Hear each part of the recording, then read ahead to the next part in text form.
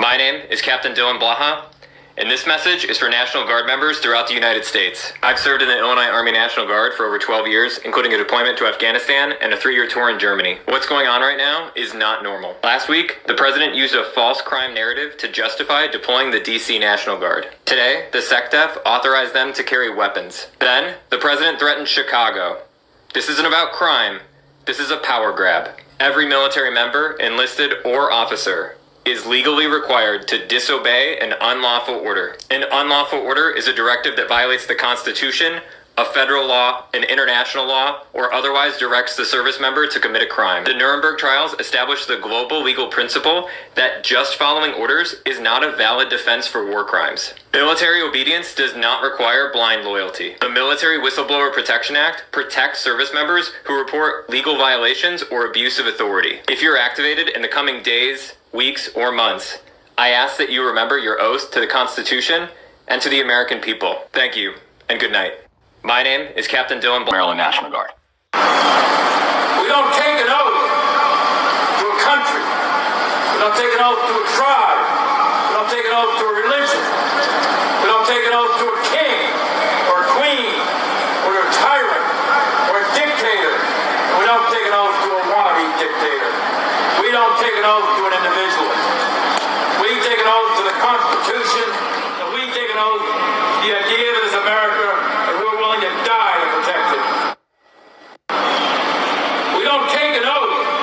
We don't take an oath. We are not pawns for Donald Trump's agenda. Right now, it's because the military was called upon innocent protesters. We, in our oath to serve, we serve the people of the United States. The Constitution, these constitutional rights are being stripped and just denied, and the military will not be pawns to that. So I'm calling upon the conscience of military members who served previously and now. We have a conscience with mind, and we have a duty and moral obligation to say no and resist evil. We are not pawns. Do not. So after 20 years of service in the military, yesterday I got pulled into an officer's office and counseled for posts that I have on my social media. During the counseling, they told me I'm under investigation as a threat to national security. When I asked for proof, like what the posts were yesterday, they refused to give it to me. They made me come back today to further go over stuff. They gave me the proof, and the proof they gave me are anti-Israel posts. Now, when I joined the military, I took an allegiance to support the United States of America. I did not ever take an allegiance to support Israel. But yet, I am deemed a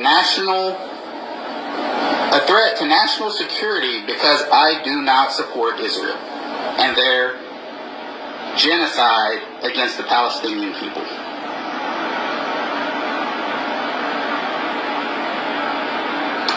Overseas and served my country in combat. To ask these men and women to do a job that they're not trained for is just deeply disrespectful. It is not sustainable. You cannot continue this type of pace of operations when it's costing over $1 million a day. As you all know, Chicago's a killing field right now, and they don't acknowledge it. And they say, we don't need him. Freedom, freedom. He's a dictator. He's a dictator. A lot of people are saying maybe we like a dictator. I don't like a dictator. I'm not a dictator. I'm a man with great common sense, and I'm a smart person. And when I see what's happening to our cities, and then you send in troops, instead of being praised, they're saying you're trying to take over the republic.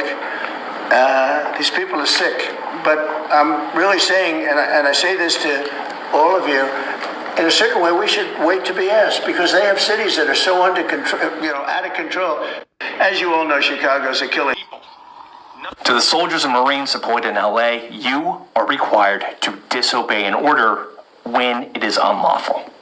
I'm Cody Harnish, UCMJ attorney, and with the National Guard and the Marines being sent to LA and possibly other United States cities, it is crucial that you understand you are not a robot. Although you are required to follow all lawful orders, that does not mean you are required to follow all orders. Because when an order is unlawful, you're actually required to disobey it. So what is an unlawful order? Well, it's any order that violates the Constitution, a federal law, or regulation, right? An example would be firing on protesters.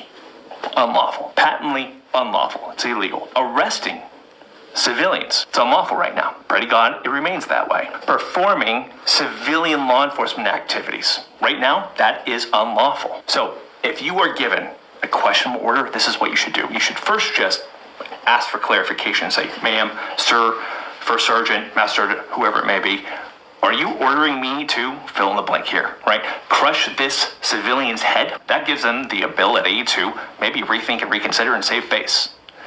2, if they still tell you to execute the order that you know to be unlawful, you are required to disobey it. So just ask for a second or immediately consult a JAG, not your commands JAG, a defense attorney.